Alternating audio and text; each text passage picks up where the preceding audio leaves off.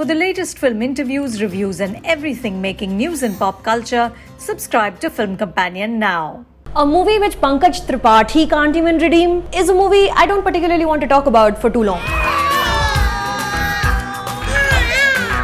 Hey guys, my name is Sucharita. This is Film Companion. You're watching Not a Movie Review, and right now I am not going to be reviewing Mimi. मेरा बस चले ना तो मैं भी पाल लूं। और पैदा कहाँ से करोगे? पीछे से। Mimi is a 25-year-old dancer who dreams to be a Bollywood actor.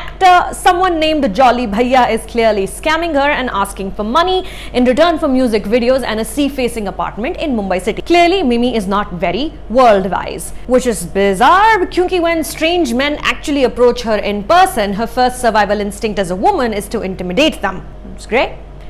Anywho, Mimi meets Bhanu, a taxi driver who introduces her to an American couple who are inexplicably roaming in India for a year looking for a surrogate mother. For real, if there was a reason this film provided for this hunt happening exclusively in India and why it starts in 2013, I completely missed it. They offer Mimi 20 lakhs to carry their child. She agrees to be the surrogate only to have the couple flee on her during the pregnancy. All of this and more was in the trailer, by the way. Kriti Sanon clearly has tried with all her might. She's got the dance moves, the crying eyes, the weight gain, angry outbursts, and an impressive acting performance, barring an inconsistent accent. But the material around her is just so sparse and basic. I doubt even Vidya Balan could have salvaged it. Yes, Vidya Balan is kind of the epitome of uplifting material given to her.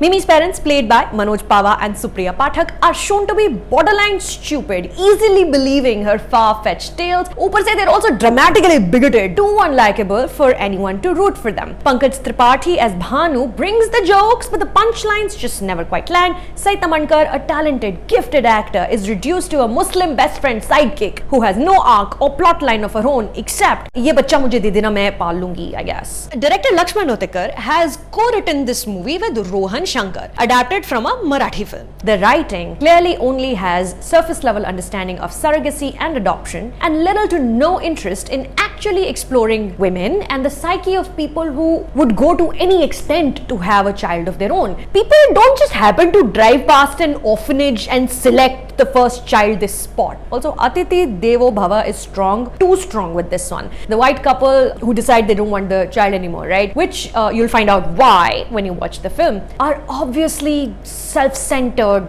entitled, bad Americans, the worst kind. But when the writing goes out of its way to redeem them, it's not treated as dark and disturbing. It's rather sweet and frivolous. Frankly, mind-boggling. Things like self-harm, disability, they're just thrown around without any actual exploration of what these do to people and relationships. The writing severely lacks depth and empathy required to tackle with humor and comedy serious issues which the film attempts to.